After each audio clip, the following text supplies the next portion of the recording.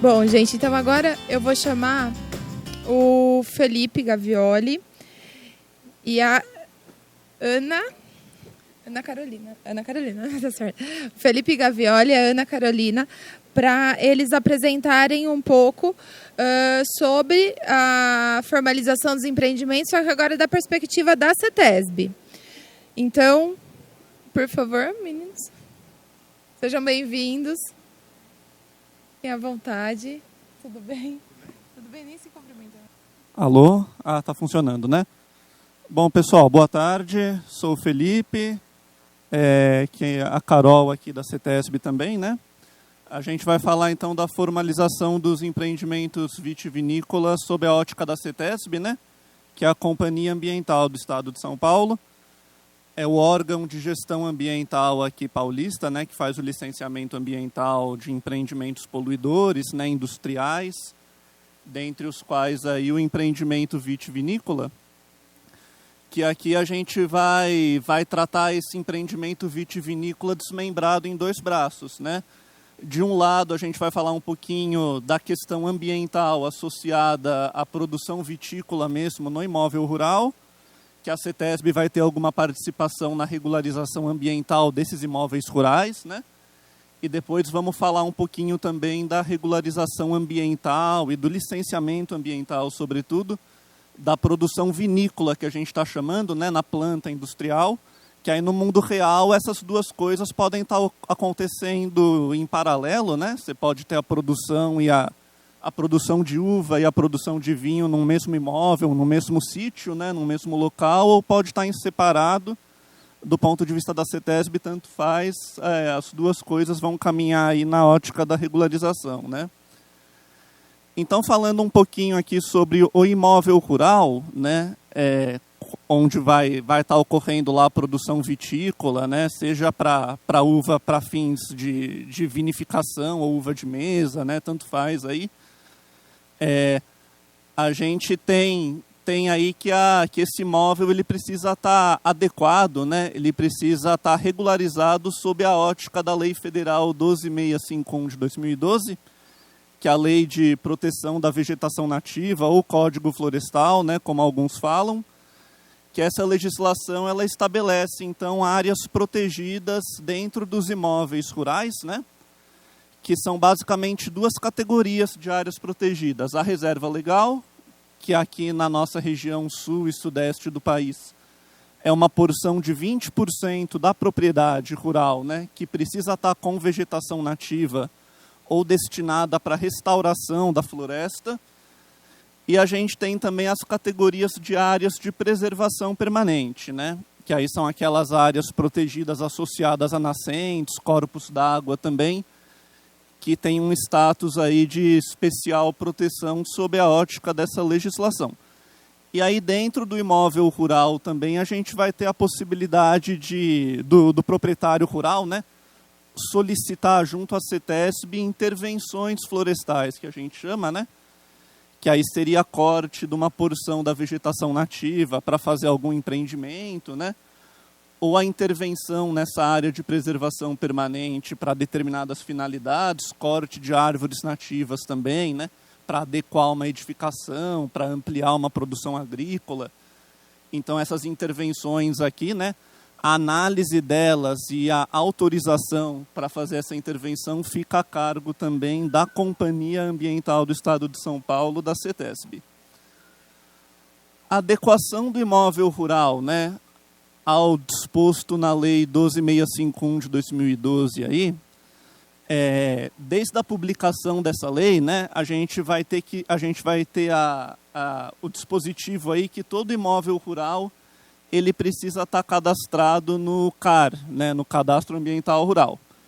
E o que é o CAR, né? Ele é um registro eletrônico em nível federal, né, válido para o Brasil todo, onde o proprietário ele delimita os limites do imóvel rural, informa aí dentro do CAR todas as características ambientais da propriedade, né?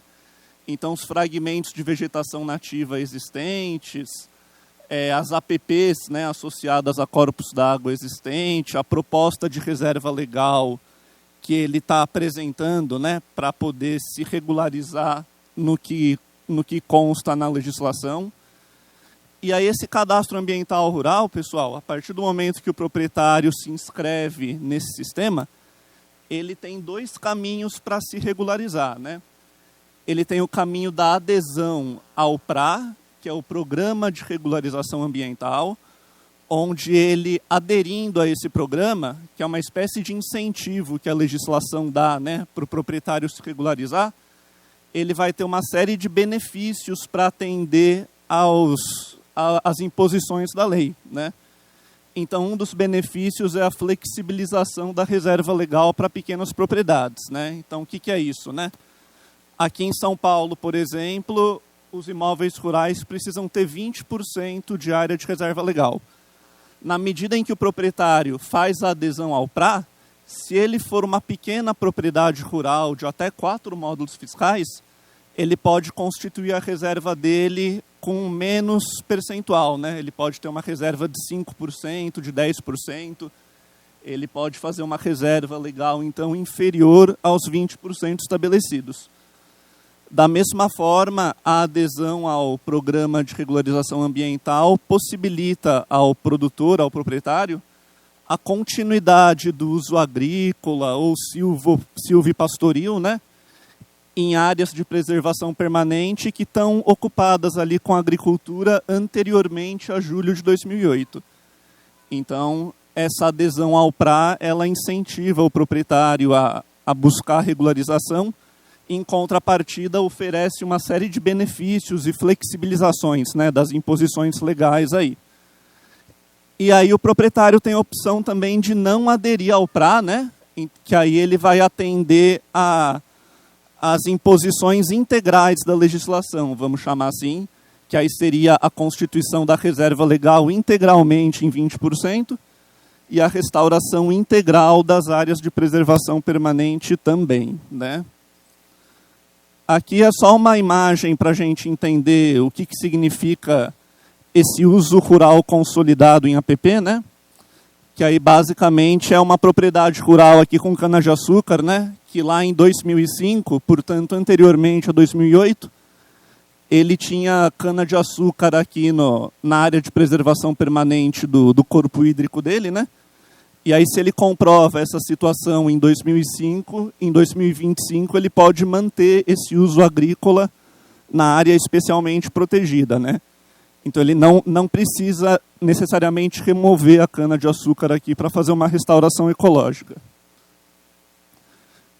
E aí também no âmbito da CETESB a gente vai receber as solicitações, né? Analisar e eventualmente autorizar as intervenções florestais que a gente chama, né? Que aí seriam essas 3 categorias de supressão de vegetação nativa, intervenção em área de preservação permanente, corte de árvores nativas isoladas, né? Que para fazer tudo isso demanda a abertura de um processo administrativo lá na CETESB. E aí para cada categoria dessa a gente vai ter um caminho legal, né? E um caminho normativo diferente. O que dá para falar assim, mais numa pincelada mais geral, né, é que o corte de árvores nativas isoladas ele é mais flexível, né? A possibilidade do proprietário cortar árvores nativas no imóvel rural dele é uma possibilidade maior do que, por exemplo, suprimir um fragmento de Mata Atlântica, né, de vegetação. Então o regramento aí varia, né?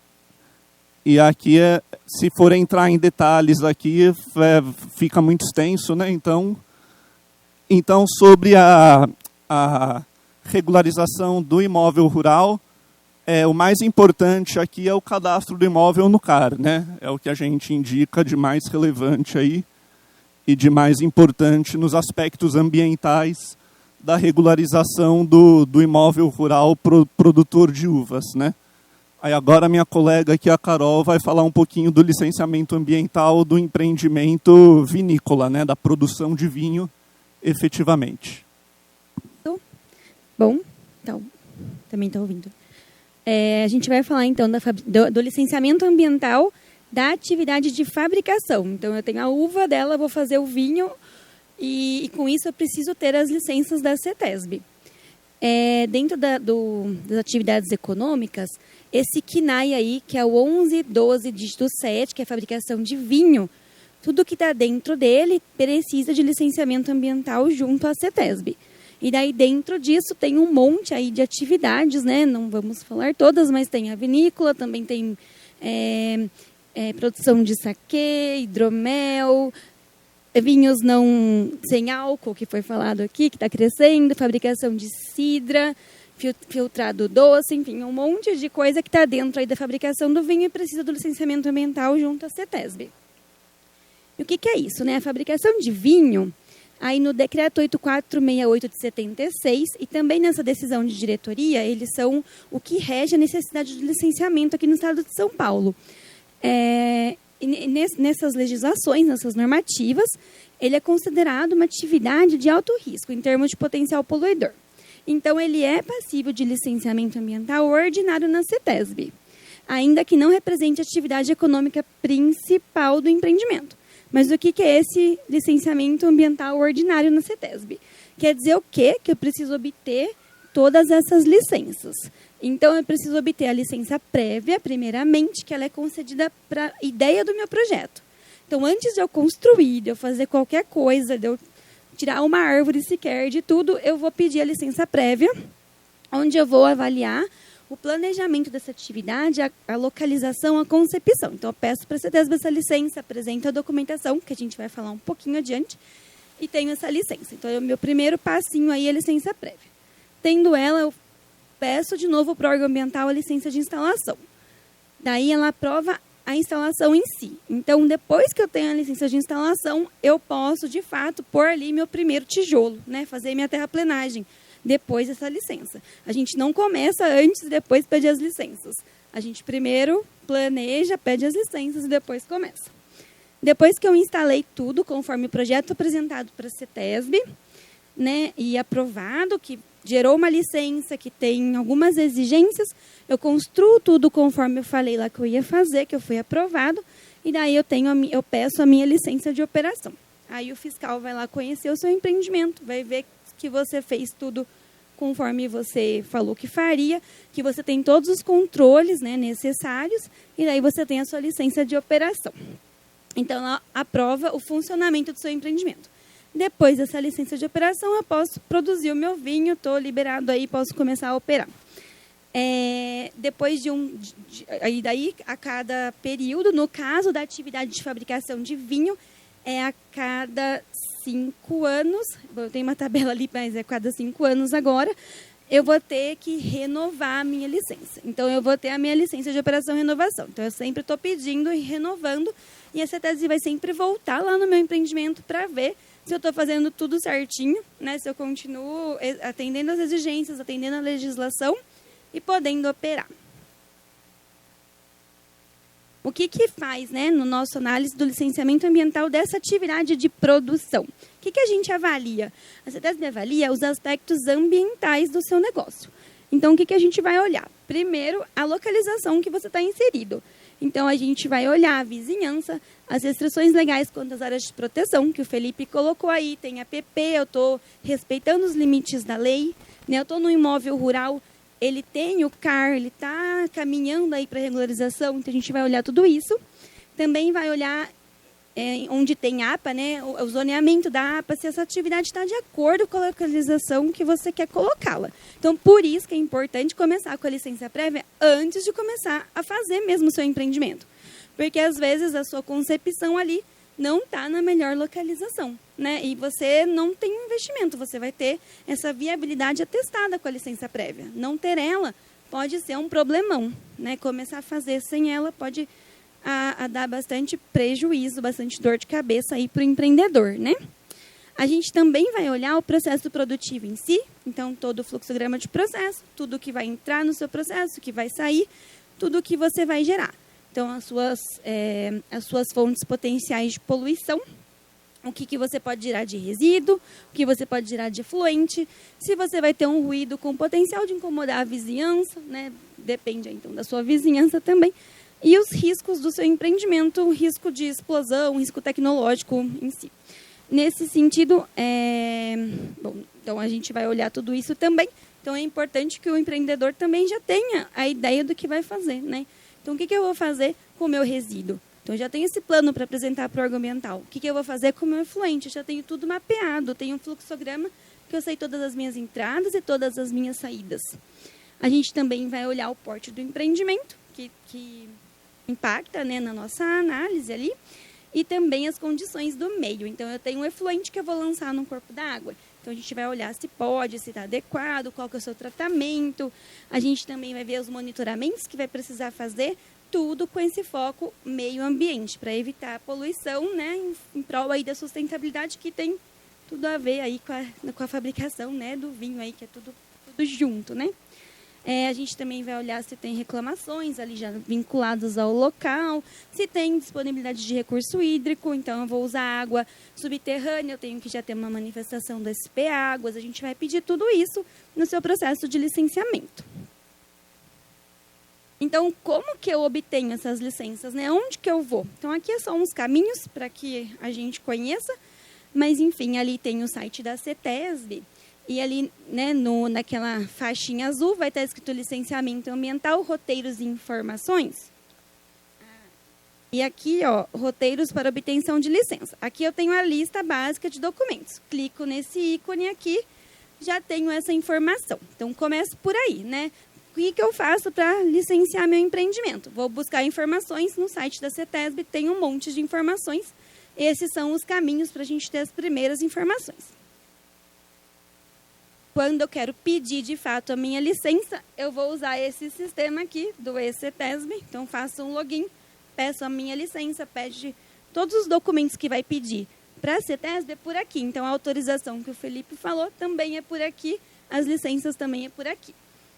E eu apresento o documento no e-ambiente. Então, é um monte de sistema, né? Então, eu peço nesse e apresento a documentação nesse. Mas tudo isso está explicado naquele link ali do site da CETESB, tá? É só para a gente ver a carinha deles mesmo aqui, tá bom?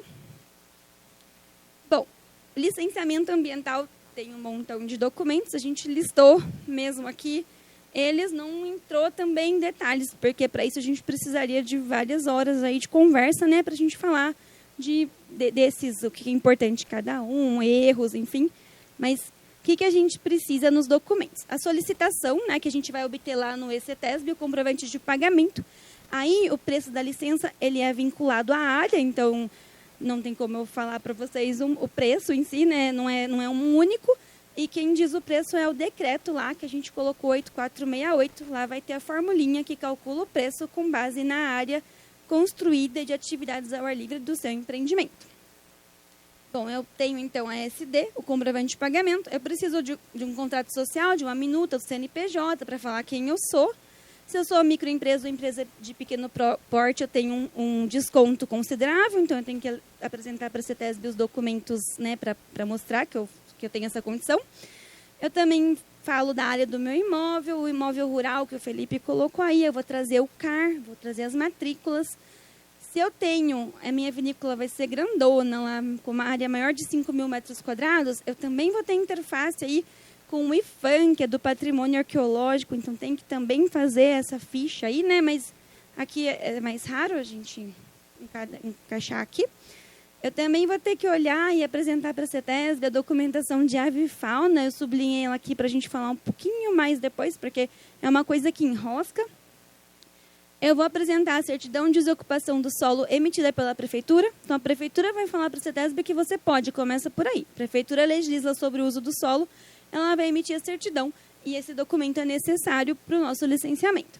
Essa outra manifestação também a gente consegue na Prefeitura, mas tudo isso está detalhado lá no site, tá, gente? Estou só passando aqui, só para a gente pontuar, mas é isso aí. A gente também vai precisar entender de onde que vai vir a sua água, né? Eu tenho rede pública, geralmente poço, então eu vou ter que trazer os documentos do SP Água ali para a outorga, né? Para a gente ter o uso da água subterrânea ou captação em rio.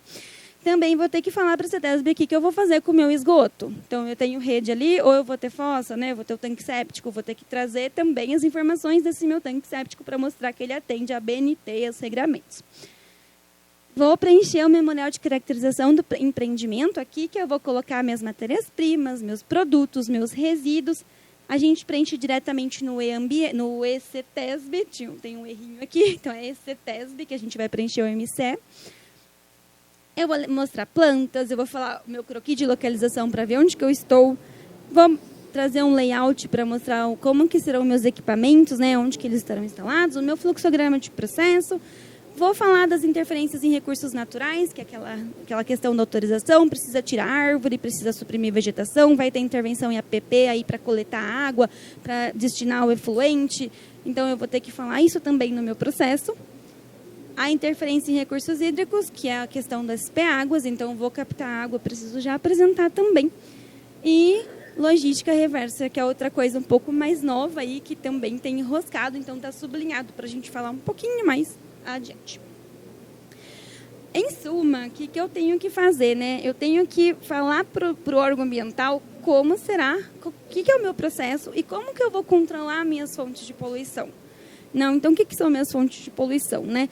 Como que eu vou controlar minhas emissões atmosféricas, se for o caso? Então, como que eu vou gerenciar os meus efluentes? Para a parte de vinho, o mais importante é efluentes e resíduos, né? Essa parte de emissão pode ter aí um odor, mas muitas vezes está bem localizado, né? E muito bem, então não tem essa questão. Então, o que mais realmente se olha é essa questão de gerenciamento de resíduos e efluentes. E, enfim, eu tenho que mostrar isso para o órgão ambiental. Olha, isso sou eu, esse é meu processo, tecnicamente falando, além de toda aquela documentação burocrática que a gente tem que apresentar, o órgão ambiental tem que entender o que eu vou fazer, o que eu vou fazer com o meu bagaço, o que eu vou fazer com o meu efluente. Isso tem que estar apresentado para a gente. Muitas vezes não vem, daí acaba atrasando o processo, né? Então, todas essas informações são fontes aí de atraso e impacta muito na programação do empreendedor, que tem um investimento ali, né? Enfim, daí, alguns aspectos relevantes aí, então, do licenciamento específico da fabricação de vinho. A gente pegou esse fluxograma aí do Embrapa, onde mostra aí as gerações de resíduos do processo. Até essa cartilha aí, ela fala, né, o que faz com esses resíduos, ela dá dicas, é bem interessante, mas a gente vai ter que falar isso para a CETESB. Então, eu tenho que declarar para a CETESB o que eu vou fazer com o meu bagaço, com o engaço, com essa borra aqui gerada nessas etapas. Então, o que eu faço com isso? Para onde que eu destino isso? É uma opção você reusar, né, compostagem, utilizar como adubo, mas a gente vai ter que declarar isso, apresentar certinho essas informações. E eu também vou ter geração de efluente, porque a gente vai ter a limpeza, né, lavagens dos meus equipamentos, águas residuais, tem a questão lá das garrafas, enfim. Eu preciso falar também o que eu vou fazer com esse efluente. E muitas vezes eu estou lá num imóvel rural, né, associado ali nesse imóvel, onde não vou ter rede para lançar. Então, eu tenho que dar a destinação para isso. O que eu vou fazer com esse efluente? É possível o reuso, mas tem normativa. A gente vai colocar ali o caminho para se olhar onde está essa normativa. E também outra opção é mandar tratar, né, ou tratar, fazer uma extração, tratar e lançar, né, ali no meu imóvel mesmo. Mas tudo tem que ser apresentado nesse projeto e aprovado pelo órgão ambiental e descrito tudo certinho, todas essas destinações. Aí aquelas questões que a gente sublinhou ali, né, que dá uma dor de cabeça. E o que é esse avifauna, né? Que coisa esquisita. A CETESB, ela tem que olhar no licenciamento dela os empreendimentos que têm potencial de atrair fauna em relação a essa parte de segurança aeroportuária. Então, tem um procedimento para isso, e essa parte de processamento de alimentos, né, armazenamento aí, das frutas também, elas estão classificadas como uma atividade que é potencial atrativa de fauna. Então, a gente tem que olhar se a gente está numa área de segurança aeroportuária, e se estiver, tem que apresentar alguns documentos específicos. E aqui tem um link que mostra esses documentos. Então, é só uma chamada de atenção, porque isso é pedido e muitas vezes atrasa o licenciamento. A questão do reuso do efluente, que é muito importante, ainda mais porque a localização, né, dos empreendimentos, muitas vezes, também, bom, até para conservação hídrica, né, em si, para a gente fazer um consumo consciente. No site da CETESB tem uma parte só de reuso, e tem essa resolução CONAMA relativamente recente que fala dos critérios. Então, eu quero reusar, eu vou atender, né, a legislação e vou olhar essa página aqui que tem um monte de informação bem interessante para a gente. E outra questão, que é novidade recente, é a logística reversa, e que dá bastante dor de cabeça, né? Tem essa decisão de diretoria de 2024, 051 de 2024, ela fala o quê? Que fabricantes de bebidas devem ter logística reversa para as suas embalagens. Então, eu vou envasar o meu vinho na garrafa, eu tenho que ter a logística reversa prevendo isso, né? É aquela coisa consciente. Eu também sou responsável pelo resíduo que o meu produto vai fazer, né, gerar. Então, ele é o consumo, mas gera aí o resíduo da garrafa. Com isso, tem um procedimento todo específico para isso. Os empreendimentos que são classificados como microempresa, microempreendedor individual, empresa de pequeno porte, é mais simples, bem mais simples o processo. Então, existe esse sistema de SIGOR, logística reversa, e eles só têm que falar para a CETESB o quanto de garrafa que eles colocaram no mercado. Então, é muito simples. Eu vou lá e eu declaro, eu coloquei tantas garrafas no mercado ano passado. Agora, quem não está enquadrado nessas condições, daí tem que ter o plano de logística reversa e apresentar os relatórios anuais. Esse plano também tem todo um regramento. Muitas vezes os empreendedores optam por fazer aqueles planos coletivos, né? Setoriais, isso. Planos setoriais, que daí já tem uma pessoa que gerencia uma instituição, eles paga-se uma taxa ali para fazer parte daquilo, e você faz parte, né, daquele plano que já tem ali como que vai fazer para gerenciar essas embalagens. Enfim, isso aqui muitas vezes tem dado trabalho aí para os empreendedores, né, porque eles vêm pedir a licença, não tem isso já pensado e atrasa um pouco o licenciamento. E aqui é só uma chamativa aqui para a validade das licenças. Então, cada uma delas tem uma validade. Ao pedir a licença prévia, eu tenho 2 anos para pedir a licença de instalação. Depois que ao obter, né? Eu tenho 2 anos da obtenção da licença prévia para obter a seguinte. A licença de instalação são 3 anos. A licença de operação para atividade de fabricação de vinho depende da atividade, mas especificamente para a fabricação de vinho é 5 anos. E as renovações também são a cada 5 anos. Antes era menos, mas veio um decreto aí no fim do ano passado que dobrou. Então foi positivo, né, para o empreendedor aí. Agora é só a cada 5 anos que ele tem que renovar a sua licença. E é isso. Como a Patrícia colocou, o importante é, assim como a gente também fala que o empreendedor tem que gerenciar o seu empreendimento, as suas fontes de poluição. Então, não é o argumental que vai lá e vai falar, olha, seu efluente, o que você vai fazer? Vai falar o que fazer. Você tem que saber o seu processo, você tem que saber as suas fontes de poluição que você vai gerar e como você vai destinar adequadamente. O argumental só vai lá para conferir que você está fazendo tudo certinho, né? Então, é sua responsabilidade o gerenciamento disso, assim também como as questões aí do mapa, né? Então, é isso, gente.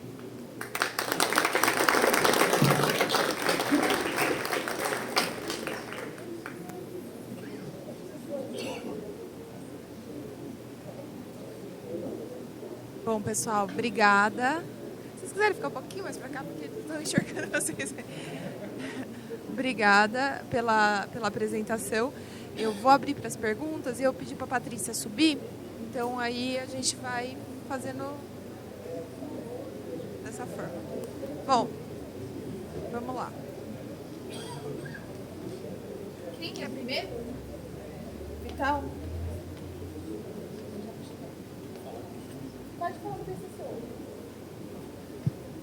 Boa tarde, obrigado pela oportunidade. Antes de falar o que eu desejo, eu vou comentar uma coisa importante. Acho importante o registro, tanto para quem consome, como para quem produz. É uma segurança para ambos, né? Só que vou dizer uma outra coisa em cima disso. Se eu soubesse todo o calvário que eu iria percorrer para tirar o registro, eu não teria tirado, eu teria desistido. Por quê? É uma burocracia infernal. Eu já estou desde quase final de 2023 para conseguir o registro, já tenho o registro no Ministério. Só que vou falar uma coisa, independente de política ou ideologia, o governo federal não conversa com o governo estadual, que por sua vez não conversa com o governo municipal, e são uma exigência diferente da outra. Por exemplo, o governo federal não exige CETESB para a gente tirar o mapa, mas em compensação, para eu conseguir o alvará da prefeitura, eu sou obrigado a ter CETESB. CETESB olha para a gente, eu sou pequeno, olha para a gente como se fosse uma Salton da vida. É um saco de exigência que a gente não tem limite. É um absurdo o que se pede, o que se cobra. O bagaço da minha uva eu dou para a vaca, dou para a galinha comer. Não tenho. O resíduo que eu uso é água, um pouco com água com metabisulfito que se dissolve, se transforma, não vou contaminar nada. Então, eu tenho um princípio de qualidade que eu procuro trabalhar e preservar em tudo que eu faço. Por exemplo, lá eu tenho a minha fossa séptica com o conceito da Embrapa, que é para não poluir o solo e tal. Então, eu vi aqui comentários e colocando todas as posições em relação, olha, se não fizer isso, tem multa naquilo, se não fizer isso, como é que eu vou esperar desde janeiro ou de 2024 a saída da minha licença, a licença prévia da CETESB e conseguir, mas não consigo caminhar. Esperei mais de um ano para conseguir a outorga do poço artesiano. O DAE para emitir um papel lá, um documento dizendo, é isso aí. Gente, dessa maneira, o pequeno não consegue sobreviver. Entendeu? Então, eu acho que tem que se trabalhar para... um magnífico evento que eles estão proporcionando aqui. Um encontro onde a gente tem a oportunidade de aprender, de entender, de conviver, mas tem que ter também por parte do governo, por parte das entidades que participam, de facilitar a vida de quem está começando. E não cobrar, só cobrar. Quero enaltecer a visita do fiscal que eu recebi do MAPA, um cara extremamente gentil, educado, ele foi com o intuito de orientar o senhor Isaías, muito gente fina, gostei da forma como ele me tratou, entendeu? Ele realmente, eu dou o título de fiscal para ele foi muito importante. Então, esse é o meu desabafo, tá? Espero que... E só uma pergunta, vocês atendem só Jundiaí, CETESB? Só Jundiaí? Isso, a CETESB, ela tem 46 agências descentralizadas no estado de São Paulo, né? E a gente, que é da agência de Jundiaí, a gente atende, no caso, aqui na região Jundiaí, Itupeva, Cabreúva, né? Aqui em Louveira, Valinhos, Vinhedo, é a CETESB Campinas que atende, né? Então a gente tem algumas divisões políticas. Por que eu sou atendido em Jaguariúna? Itatiba é a CETESB de Paulínia, né, que atende. Desculpa, Paulínia. Essas divisões, elas são mais pensadas em termos de bacia hidrográfica até do que de divisão política, né? Então, por exemplo, a agência de Jundiaí, a gente vai estar focado mais nos municípios que estão na bacia do Rio Jundiaí, né? Ao passo que a agência aqui de Campinas, por exemplo, está mais focada nos municípios da bacia do Rio Capivari, né? Então, essa setorização nesses termos, né? Mas, de fato, Itatiba é a CETESB de Paulínia que atende o senhor lá. É isso aí, é o meu desabafo. Obrigado. Obrigada.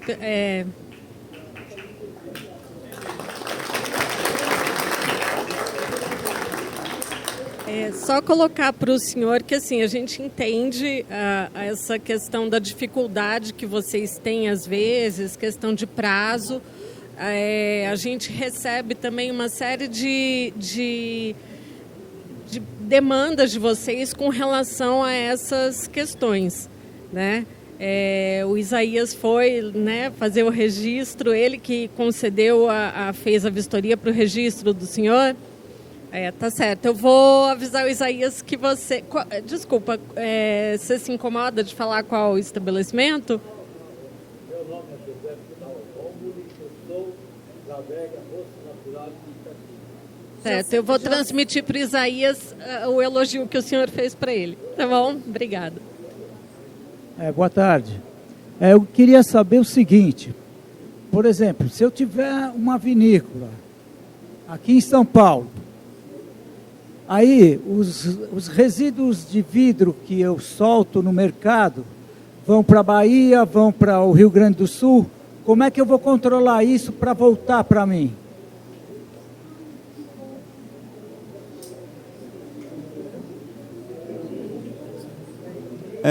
Então, essa é uma boa...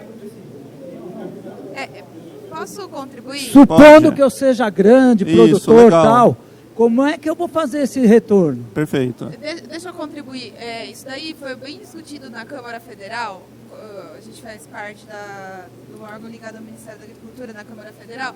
E pelo que eu entendi, salvo engano, posso ter entendido errado, mas não é que o senhor precisa retornar o vidro que o senhor emitiu. Mas vamos supor, se o senhor emite 100 toneladas de vidro, X toneladas o senhor tem que fazer o retorno de alguma forma. Aí tem empresas que fazem isso, como se fosse aquele negócio de carbono, sabe? Que devolve carbono. É a mesma coisa eles fazem com o vidro. Então, por exemplo, eu lembro que na época teve uma proposta de uma empresa que chama Eu Reciclo. E aí eles fazem esse gerenciamento. Então, o senhor precisa devolver... É uma porcentagem que o senhor precisaria devolver, entendeu? E aí essa empresa faz gerenciamento disso. Mas não é que aquela garrafa precisa voltar, entendeu? A Brab também faz isso, tá? A Brab. Eu queria fazer uma pergunta também aqui. Patrícia. Pois não. Quando você passou o quadro das fraudes lá, enfim, dos produtos, Sim. de 350 e alguma coisa milhões, em Sim. torno de 150, 170 era vinho. Sim.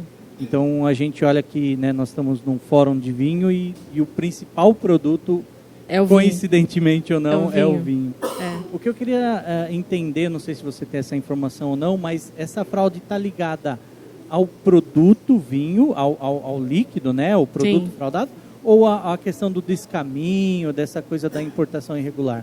Então, pode ser, na verdade, é com relação ao líquido, tá? Então, por exemplo, adição de ingredientes não permitidos, tipo corante, esse tipo de situação. Pode ser com relação, quando você tem análise isotópica, a subtração do açúcar da uva no processo, né? Então, por exemplo, não só no vinho, como no suco de uva. E também, porque assim, na importação, também a questão do descaminho, mas a grande maioria, o volume que está aqui, é basicamente de produtor que frauda o produto, tá? Oi, bom dia. Aqui. Posso falar? Pode. Eu tenho um pouco de neurose, eu estou produzindo meu vinhozinho como microprodutor. Tá, Eu não me enquadro em produtor familiar, tá, eu sou um pequeno produtor rural, sim. eu não sou médio, não sou grande. A lei federal me enquadra como pequeno produtor rural, mas eu não consigo registro no CIAP. No Cipiagro? Não, eu chego até uma determinada página, o programa trava. Ah, tá. Eu chego até... Não, esse é o problema do dia. Tudo Sim. bem, volto amanhã. Sim. Trava na mesma situação. Tá. Volto depois de amanhã, em outro horário, Também. de madrugada. Trava na mesma situação. Sim. Quando eu disse que eu sou neurótico nesse aspecto. Eu li tudo que existe na literatura para tentar achar o caminho. A única coisa que eu não achei foi o KINAI, né? Vou ter que pensar no KINAI. E você me disse uma coisa importante, que se eu sou produtor de uva, eu também tenho que me cadastrar conjuntamente no produtor de vinho e conjuntamente na exportação. Isso pode ser que mude o processo ou... Não, são coisas independentes, Então tá? deixa eu explicar mais, Tá. continuar. No site, de tanto que eu insisti, apareceu uma mensagem, entrar em contato com o mapa. Entrei em contato com o mapa, primeira ouvidoria. O mapa mandou eu ligar. Liguei. Peguei um dia calmo de manhã, 9 da manhã, horário de Brasília, joia. Liguei, conversei, 40 minutos com a atendente, ela perguntou tudo. Tudo que ela perguntou eu tinha. Aí ela falou, não sei como resolver teu problema, vou chamar meu supervisor. Chamou o supervisor, conversei com ele mais uns 20 minutos Ele perguntou tudo que ela tinha perguntado, mais alguma coisa, eu tinha tudo. Ele falou, ó, também não sei, vou chamar meu chefe.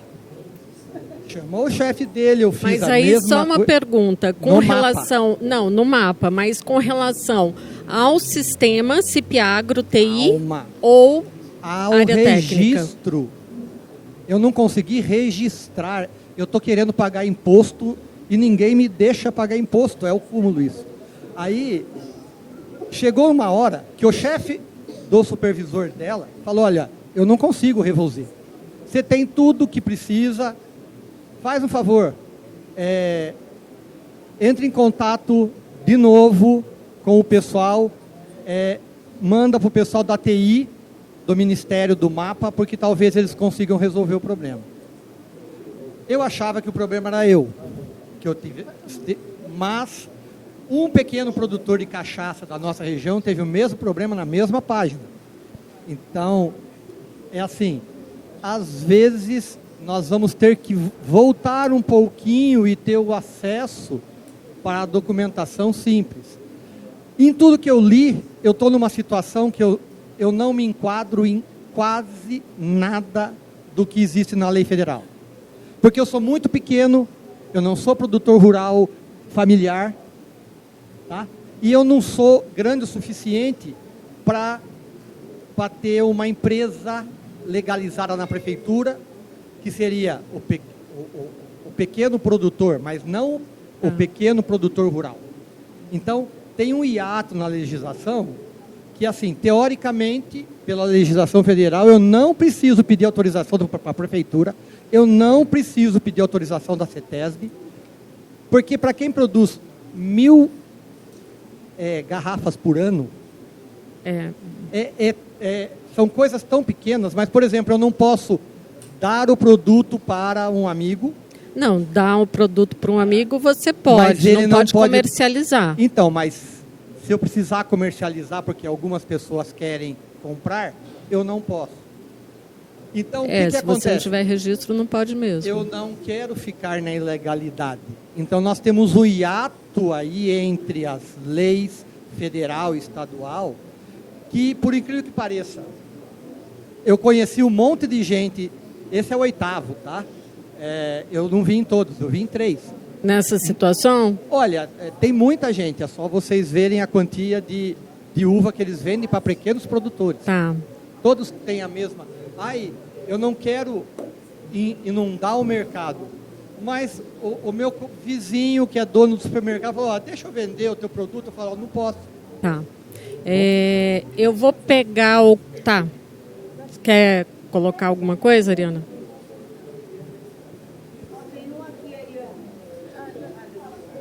Patrícia, Oi. eu só queria fazer... Vocês estão me ouvindo? Não fala mais alto. É o microfone. Oi. Oi. Agora voltou, né? Patrícia, deixa eu só colocar uma coisa que eu acho que... Eu entendo um pouco do que o Cassiano falou, independente dos problemas de internet. Às vezes, eu já tive um problema uma vez, só fazendo parênteses, que eu mudei o provedor. Como que chama? Provedor, ao invés do Chrome, eu usava o provedor, o o Mozilla. Aí vai. Eu já tive coisas assim, eu não sei exatamente o que funciona, porque eu também não entendo nada disso. Mas, o que eu acho que...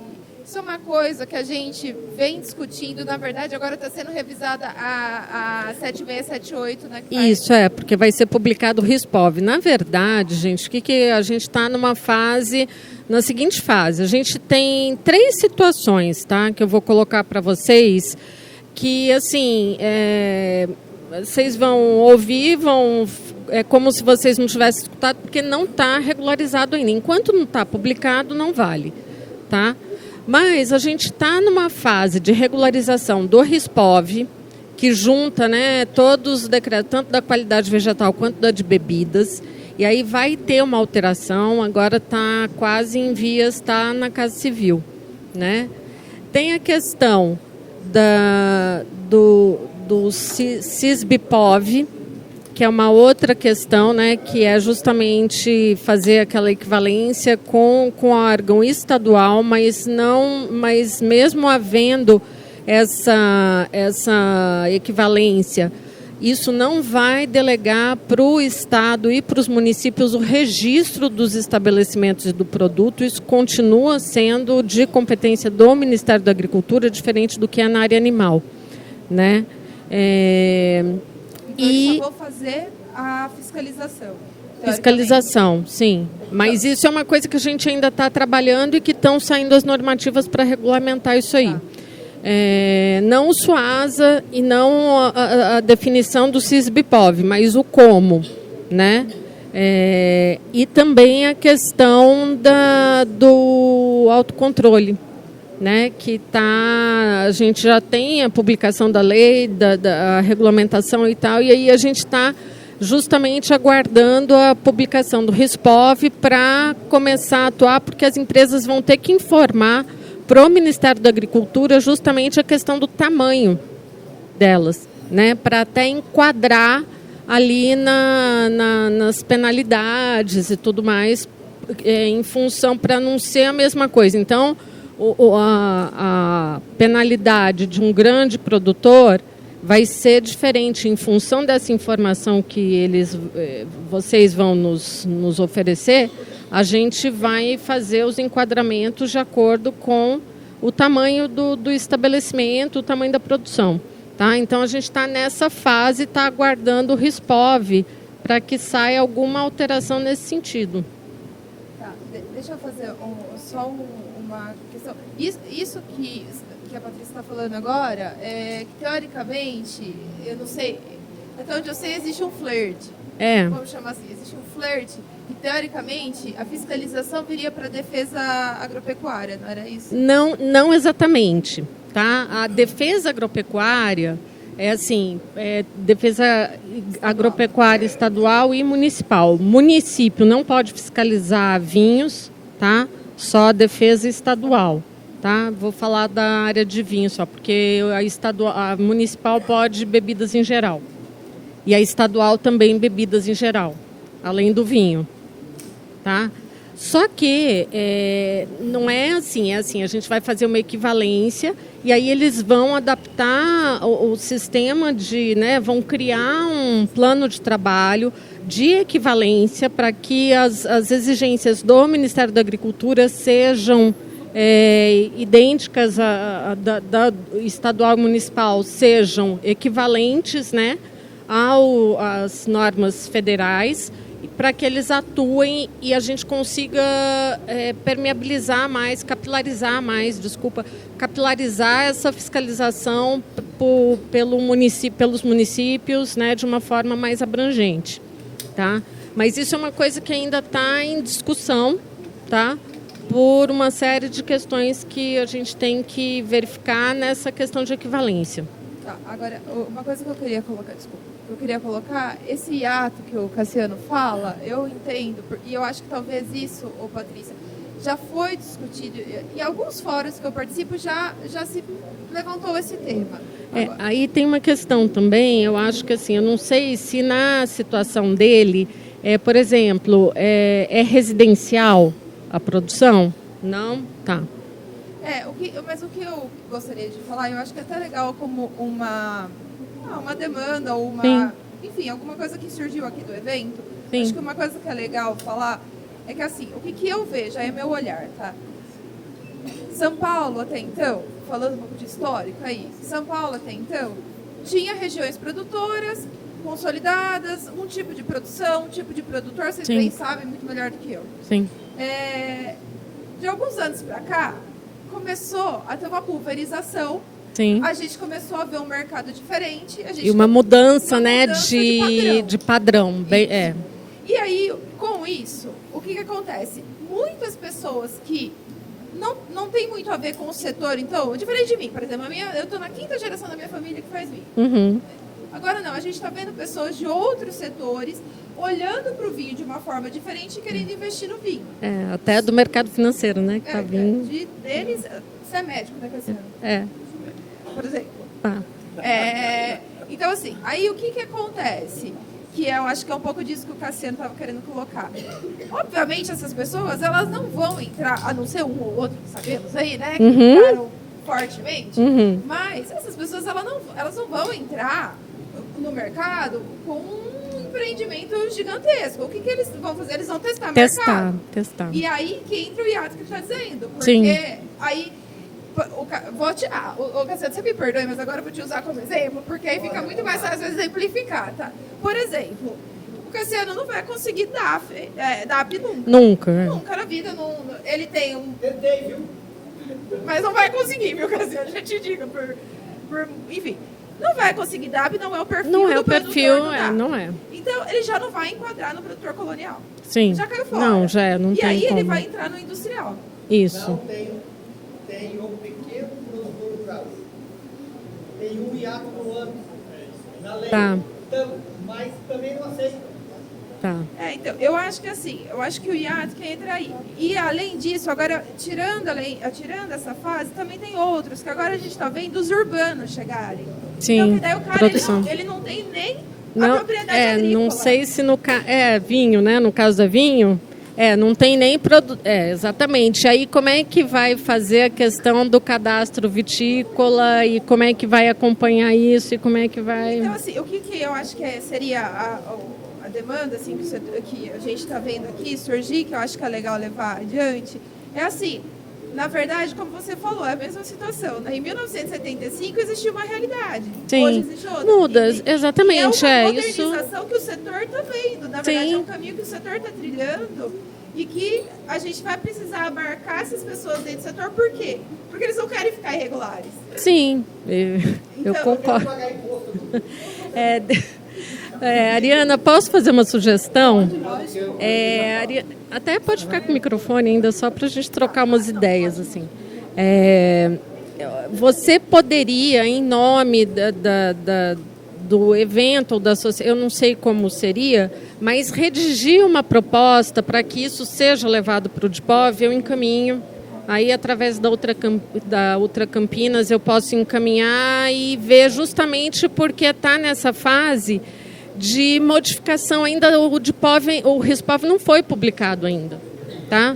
Então, vamos ver as possibilidades dentro do que ainda é possível. Tudo bem, se for publicado logo, que a gente espera que seja, né, a gente está precisando desse respaldo legal, porque, por exemplo, está tudo parado, a questão das autuações. Está em consulta pública, então. Está em consulta pública. Mas ele já está, acho que já está numa fase quase finalizada. Então, o negócio é o seguinte, tentar colocar isso para que seja encaminhado e que isso seja, de repente, contemplado. Não sei se é possível ainda com relação à questão de tempo, que já estava indo para a Casa Civil, acho. Tá? Então, fazer uma proposta nesse sentido, de ampliar olhar, né? o escopo aí das possibilidades, tá? E se você encaminhar ali para mim através da Ultra, eu encaminho para o DIPOV e para o pessoal que está aí na elaboração do RISPOV. Tá bom? Boa tarde. Boa tarde. Eu estou na categoria de consumidor. Tá? Eu não sou produtor de vinho. Tá? Com essas duas palestras, eu já fui convencido a não entrar nesse ramo. Tá.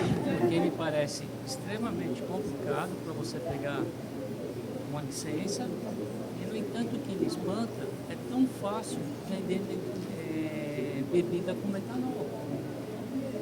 Eu acho que está faltando um tipo de equilíbrio entre o registro e a fiscalização. Porque pelas informações que a gente está tendo, parece que é muito fácil se vender bebida falsificada. Tá. Deixa eu colocar para vocês. Só. Tá. Esse é um defeito que todo mundo acha que com a internet se resolve tudo. Isso é o Hospital Sírio-Libanês, isso é supermercado boa, isso é qualquer sistema. O problema é quando você cai nesses casos, assim, não sei o que fazer, e ninguém consegue resolver. É uma baita de uma ferramenta, mas que te coloca numa situação que você não sabe mais com quem falar. O problema existe, você não consegue, perde. Então, isso precisa ser repensado também. É só isso. Tá, não, tudo bem. Obrigada. Com relação à questão do metanol, até o momento a gente está investigando o Ministério da Agricultura, mas essa investigação não cabe ao Ministério da Agricultura por se tratar de uma questão criminal. A condução está sendo feita pelo Ministério da Justiça, né? E a gente já tem algumas situações, porque assim, quem coloca intencionalmente, né, metanol numa bebida, ele não está preocupado com o consumidor, se o consumidor vai ficar cego ou se vai morrer. Ele não tem interesse em saber as consequências até onde eles chegam, né? Porque justamente é uma questão criminal. E isso, assim, o Ministério da Agricultura pode dar apoio às investigações do Ministério da Justiça através do nosso corpo técnico, conhecimento técnico, mas não é papel do Ministério da Agricultura fiscalizar esse tipo de crime, tá? Então, só para esclarecer, porque senão fica confuso. Às vezes o pessoal entende, não, se é fiscalizado pelo Ministério da Agricultura, por que não detectou e não chegou? É diferente, porque os indícios que a gente tem é que a adição do metanol, ela não faz parte do processo de fabricação.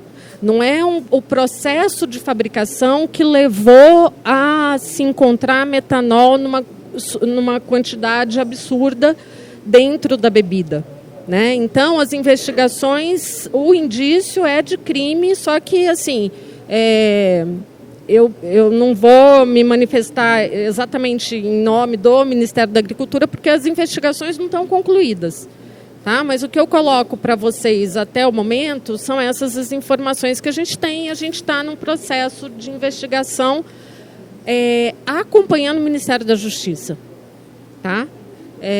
Agora, com relação a essas situações, infelizmente, a legislação, o que a Ariana estava comentando, o mercado vai evoluindo. Por exemplo, uma coisa que surgiu faz pouco tempo, foi em 2019, a legislação do kombucha.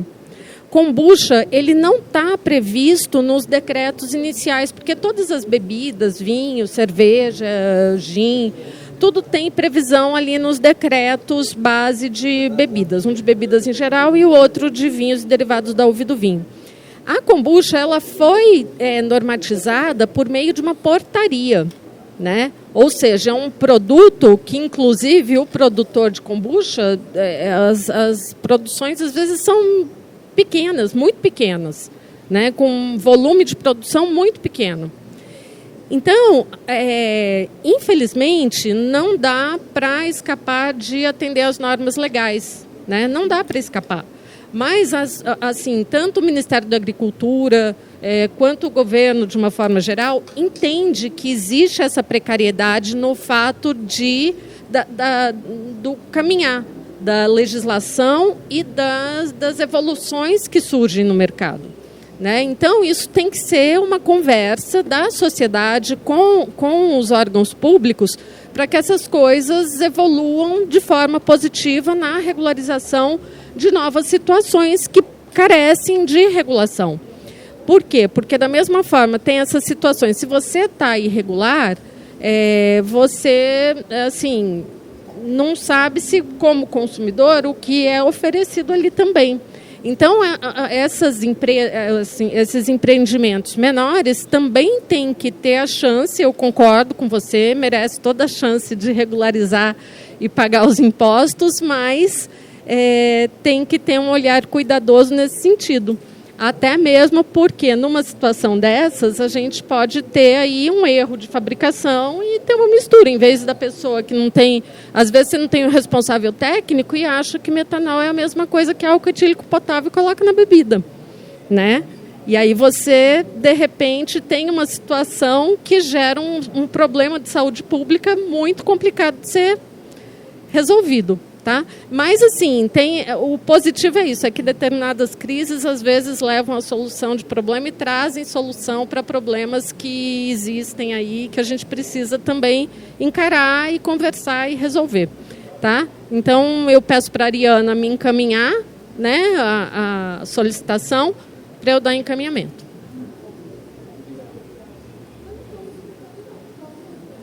Oi, tá sem.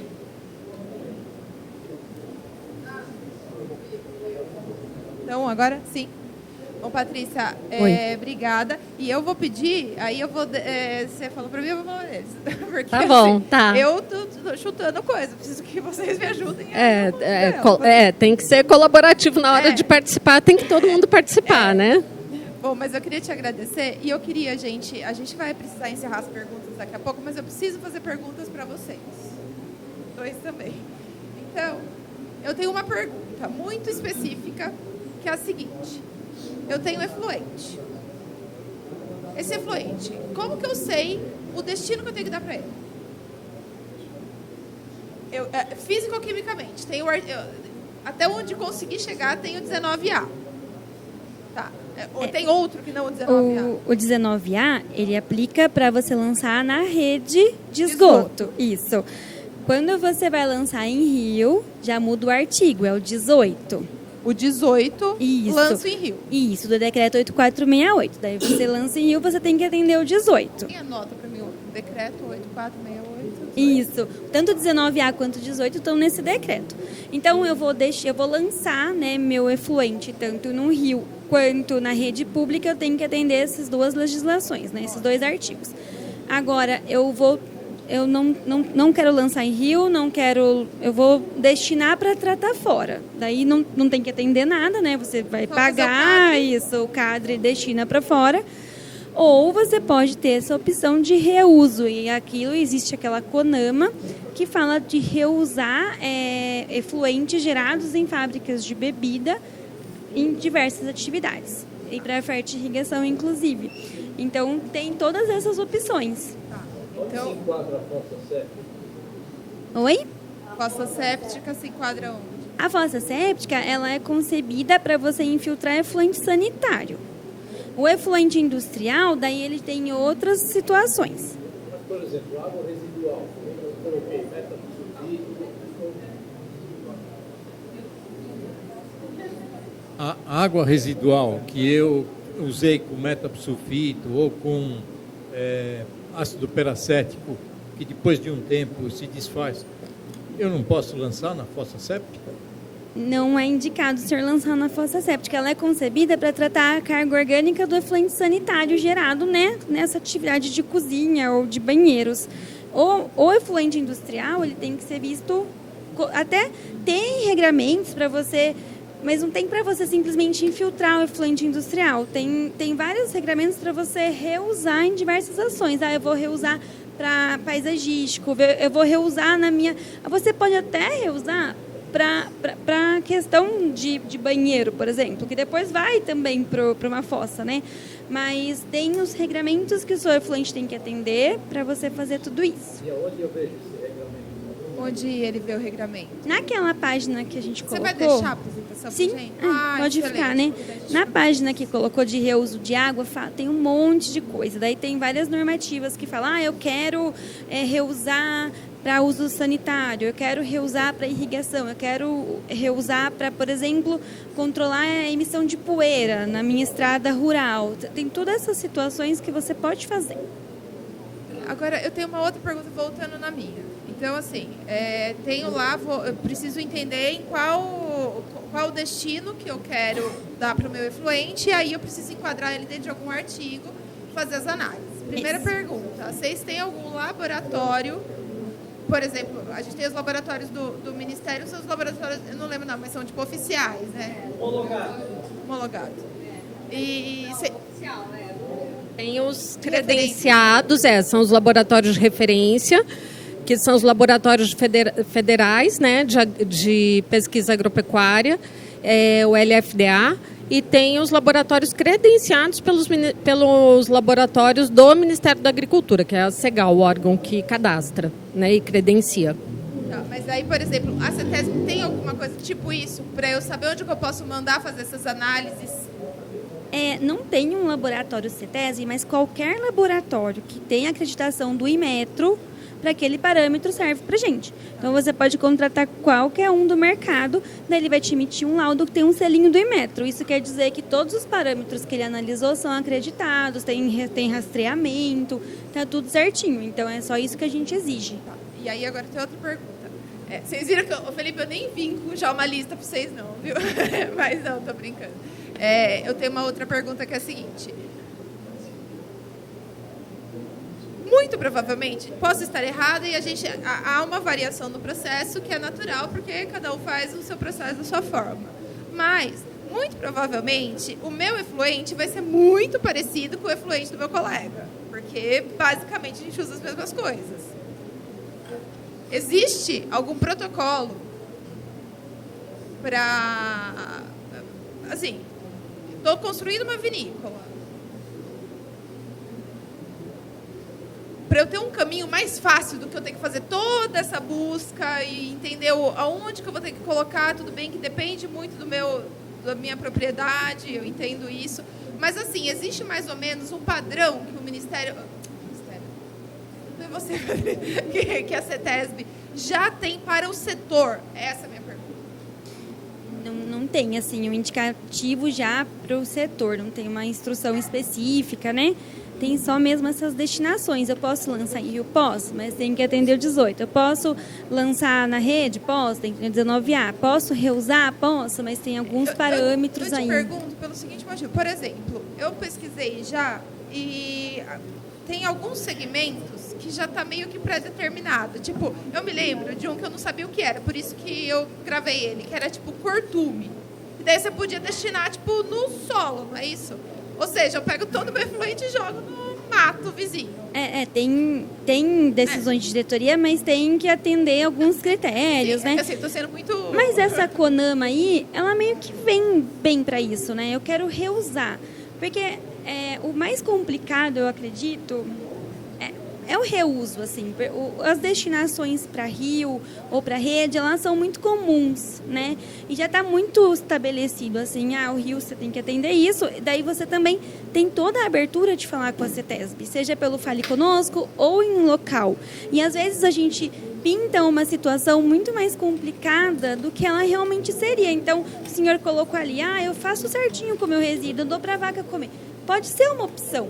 É só eu destinar, eu tenho que conversar com o meu fiscal. Então, às vezes, a gente vê aquelas exigências que tem um padrão de escrever, que pode confundir a gente, né?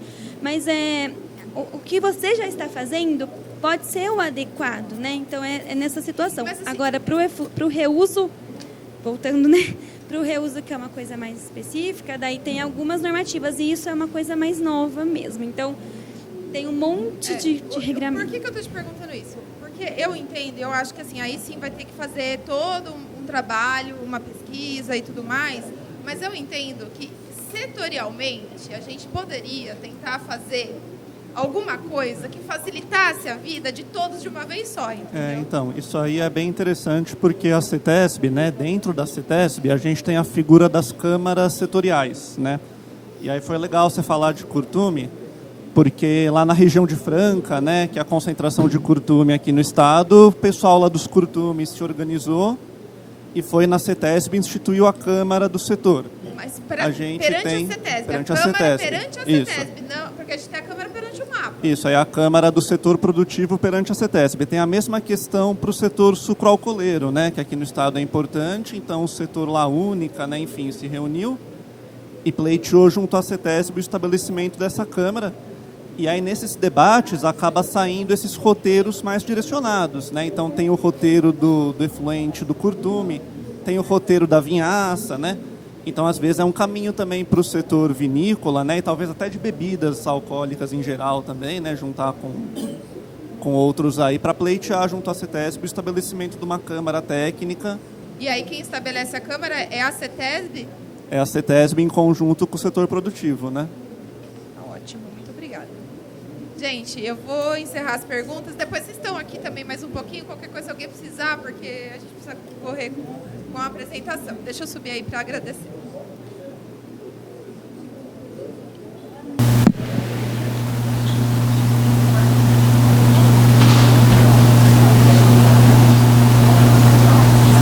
Lá embaixo. ótimo. Gente, então, muito obrigada. Eu acho que foi super legal, porque o pessoal tá, de fato, com dúvida. Eu também tô. Então, eu quero agradecer vocês pela presença, pela disponibilidade. E espero que vocês continuem aí, que daqui a pouco também vai ter uns vinhos pra gente tomar, tá bom? Muito obrigada. Vem aqui. Esperamos aqui. Eu só vou apresentar o paciente. Eu vou entregar o presentinho pra vocês. Muito obrigada, viu? Você não veio ontem, né? Um vinho. Só tá, achei que Vai sair agora. tá bom.